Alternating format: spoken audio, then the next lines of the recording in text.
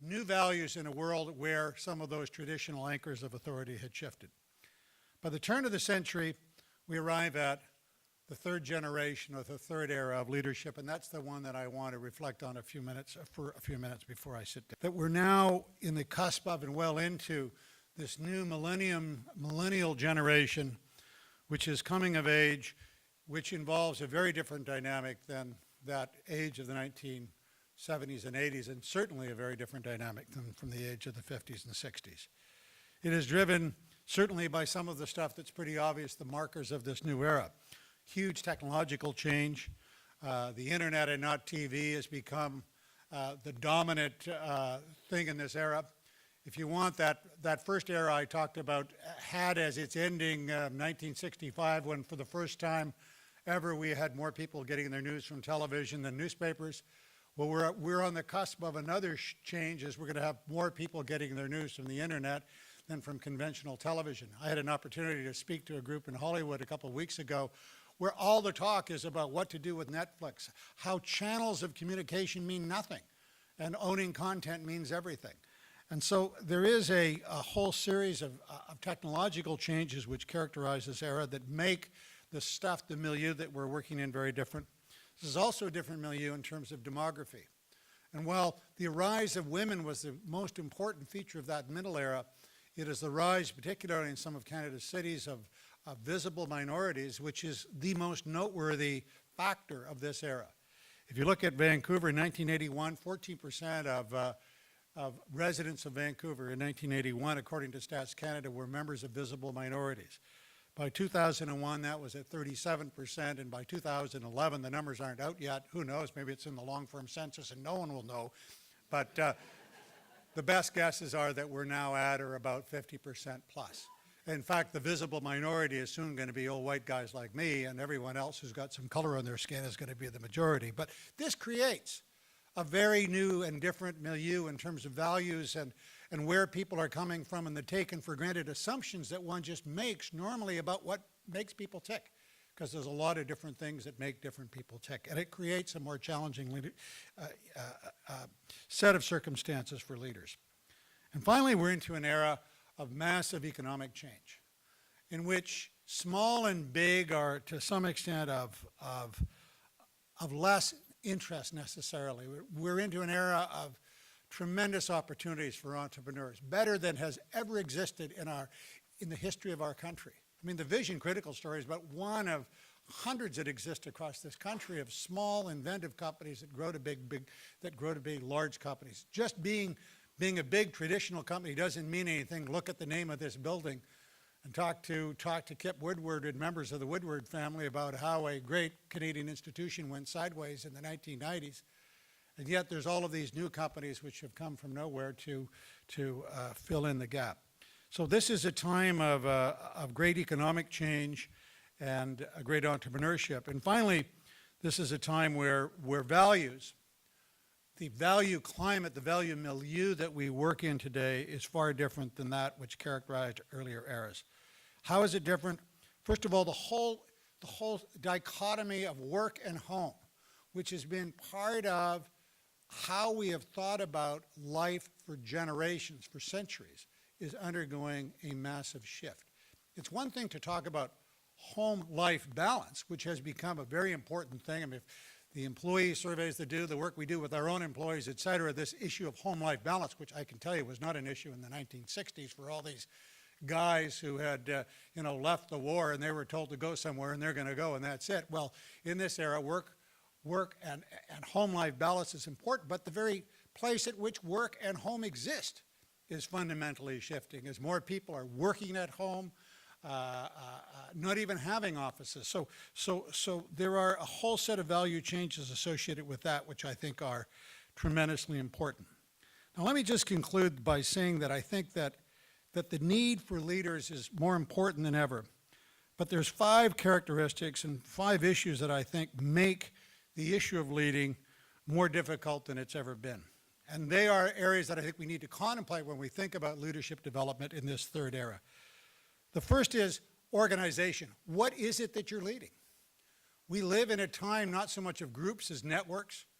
in which things are enormously fluid. I look even at our company, Vision Critical, and we have, at one point we can say, yes, we're an organization of 500 plus employees with 12 offices around the world, but we also have all kinds of virtual relationships with suppliers, with competitors, with others. So the whole entity of what one leads has changed dramatically, and the idea of a fixed organization with a fixed number of people no longer, I think, is as appropriate. And indeed, as if you're going to grow in this globalized world, you're going to need new ways to form alliances, new ways to have partnerships. And all of those things require a whole different way of thinking about leadership. I just had some of my colleagues who have come back from Japan, and we're looking at doing a major partnership deal with some people in Japan, and they've come back and said, you know, the single most important issue in terms of doing this deal is trust. How can we establish the kind of trust marks with our colleagues in Japan in terms of establishing this relationship? Well, if you times that by 20 or 30, and you realize that understanding what is the organizational entity and how do you lead even when some aspects of what you're leading are not under your control the way the world was in the 50s and 60s, I think is important. Secondly, it seems to me that we are in an era where the communications equation is far more complex, and that's probably an understatement, but we must be willing to engage a lot more. I mean, you know, in a world of, you know, WikiLeaks and in a world where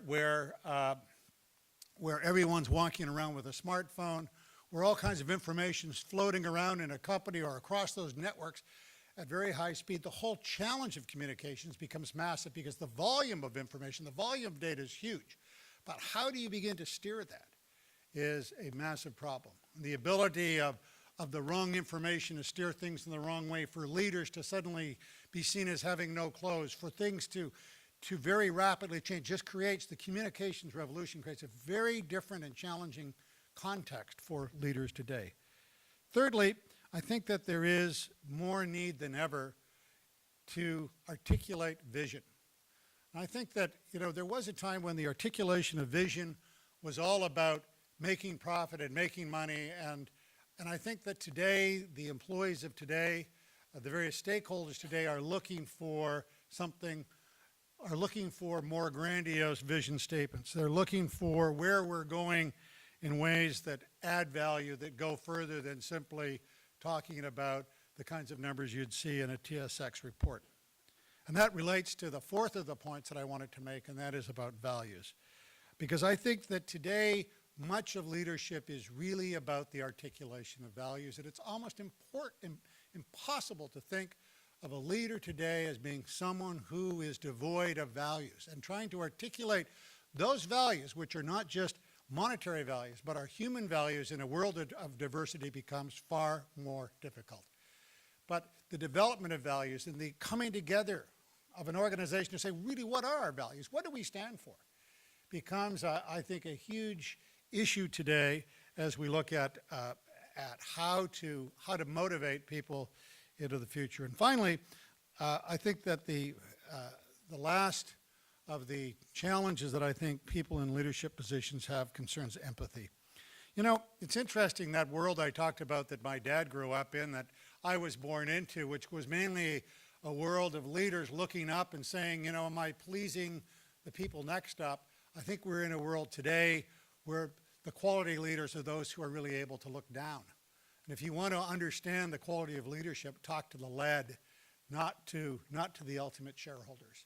And so this whole question of empathy, it draws on massive challenges for individuals, particularly in this diverse world, of saying, well, how do I empathize with all of the different values, with this tremendous diversity that exists around me, and find some way to cut through all of that and find a way to have people feel motivated. Because at the end of the day, leadership and organizational effectiveness are what this is all about. Good organizations are able to hold on to great talent and soar great heights, and organizations that are not well led are really not going to go anywhere. So it seems to me that we need leaders more than ever who will be able to work in this digital era and be able to handle these tremendous challenges. And I just would conclude by saying that it's probably harder to find good leaders now than it ever at least in the 63 years that I've been on this planet. And I say that because in that first era, it was pretty easy to go out and you could just go to some leading business schools and you had old boys networks and clubs and other things that, you know, it was a pretty easy equation. And if you were on the inside, you were on the inside. And if you weren't, tough, and away you go.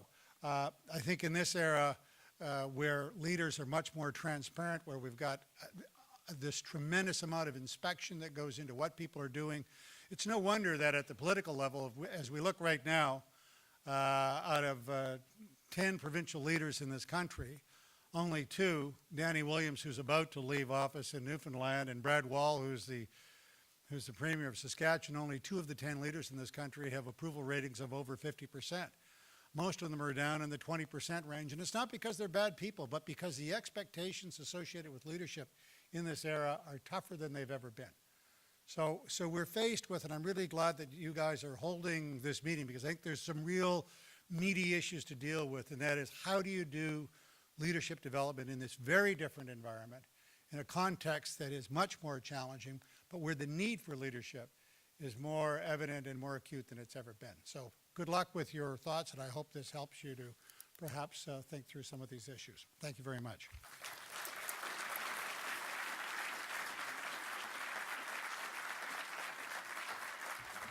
Well, thank you very much, Dr. Reid. I think you've got us off to a great start here, raised a lot of issues and got us thinking about lots of different things. So it's now my pleasure to